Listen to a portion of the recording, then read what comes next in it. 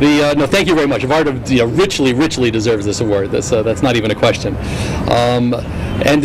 Again, I'm amazed at how great things are going over here. This is like, this is just so tremendous. I'm sitting back and I'm shepping nachas.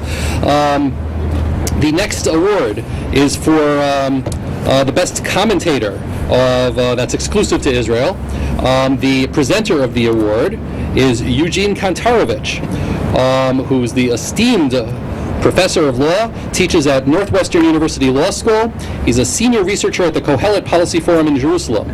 He's been published in the New York Times, Wall Street Journal, and many other media, and he blogs at the Volokh Conspiracy at the Washington Post, and he's an amazing person. So, Eugene.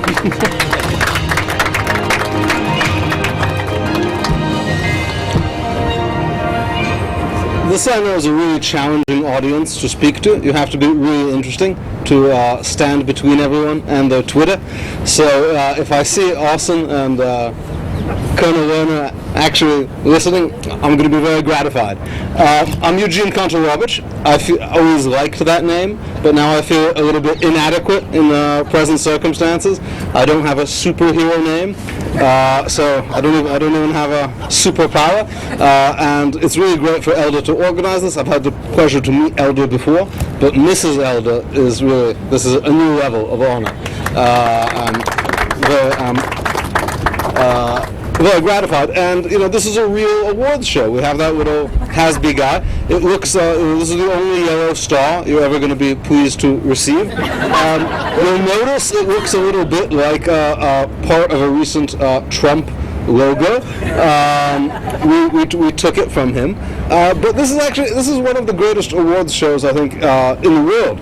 You may recall that the Oscar Awards, the awards of the Motion Picture Academy Award, the Academy of Motion Pictures in America, they had a bad time this year because they had a big controversy that they lacked diversity. It was a very strange kind of controversy because they were talking about pigmentational diversity, but really, no matter how you mix the colors at the Oscars, you could really be difficult to imagine a less intellectually diverse, culturally diverse group of people than the Motion Picture Academy of America.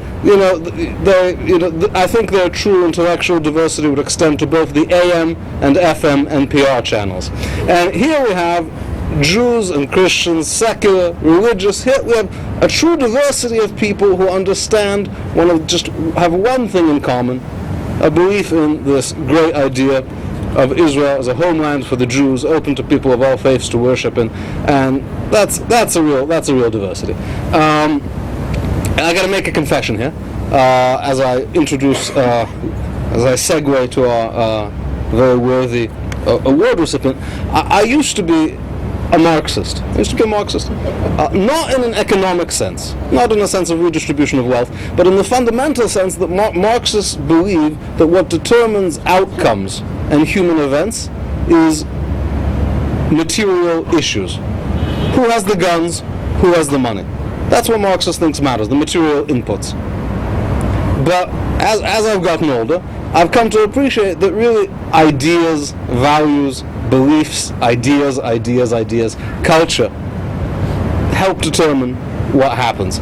And the world we're living in, there's a huge war of narratives about what's going on right here where we stand now. And these narratives are important because they're not attempting to be merely descriptive. They attempt to be self-fulfilling. So there's a narrative of Israel's increasing isolation. That's a narrative. The narrative isn't about describing events, it's about making things happen.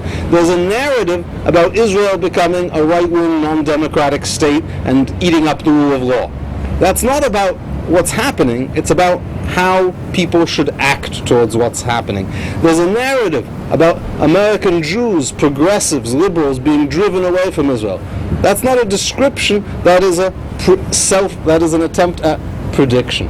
And one of the great things about Evelyn Gordon's writings, our very worthy winner, is for decades she has been explaining some of the most complicated stories about ideas in Israel in ways that cut through these narratives and actually tell you what's going on. I remember maybe 15 years ago I read an amazing article by Evelyn in Azor, The Court That Packed Itself, which still, which really began my thinking about constitutional and jurisprudential issues here, and which still I think is the most important single piece of writing on the constitutional structure and government of Israel, and issues about the attacks on the rule of law here. And that article, I remember saying, wow, who is Evelyn Gordon? And now I'm very honored to be presenting this award to her for, she continues to write things which I think, I would say, they help explain things to me, and I always say, I wish I had written that. Evelyn, great pleasure.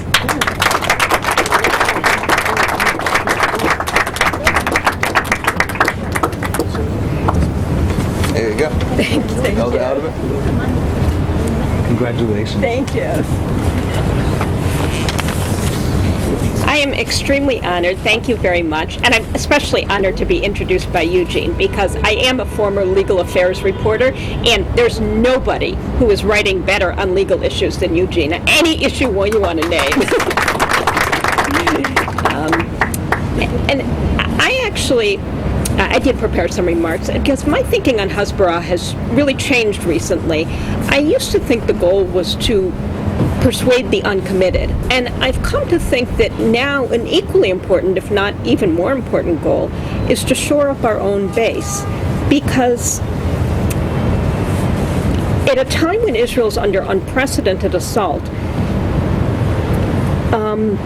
it becomes harder and harder for people, even people who want to be pro-Israel, to continue to be pro-Israel. And my thinking on this was really shaped by something that a friend told me a few years ago. He said, I pretty much know what I think, but I like your articles because they tell me why I think it. And I realized there's a lot to that people who have real lives and don't obsess, over all the Israel news day in and day out, may not necessarily have the facts and the arguments they need to justify rationally why their gut instinct says they should be pro-Israel. And when Israel is under incessant assault, they need to be able to justify that gut instinct, at least to themselves, in some way that makes sense to themselves, in order to continue being pro-Israel. And that's where we come in. Our job is to give them the facts and the arguments that they need in order to justify to themselves why they are pro-Israel. And in this regard, I think one thing that's very important to remember is that we really do need to say the obvious again and again and again, because, again, people who don't follow the Israel news obsessively don't necessarily know the facts that make it obvious. I first realized this back in 2002 during Operation Defensive Shield, when the Palestinians began accusing Israel of committing a massacre in Jenin. And the UN Human Rights Committee, as it was then called, wanted to send a commission to investigate. And Ariel Sharon said, no, he's not going to let them in the country.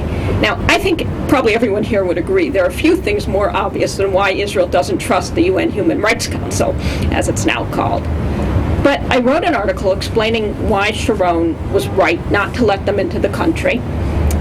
And that Saturday, somebody came up to my father in Shul and said, I was so relieved to read that article, because I was sure Israel hadn't committed a massacre, but I started to wonder if they had nothing to hide, why wouldn't they let the UN investigators in? And I started to worry that they really did have something to hide. But then I read the article and I understood why Sharon wouldn't let them in the country.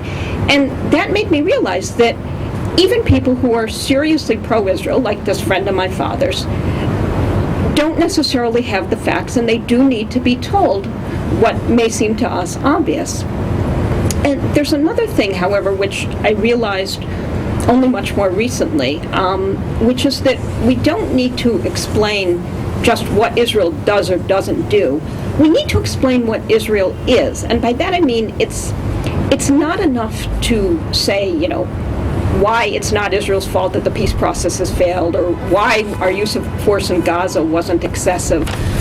But we need to tell people why they should love Israel. And we need to say this even for people who already do love Israel. And I realized this a couple of years ago. I lectured at the Limud UK conference And I gave a lecture basically on why Israel's a tremendous success story. And I was saying standard things like, it's a safe haven for Jews, and it's a world leader in water recycling, and it's got a budding rapprochement with the Arab world, and so forth. And when I opened the floor up for questions, a woman stood up and she said, "I don't really have a question. I just wanted to say thank you."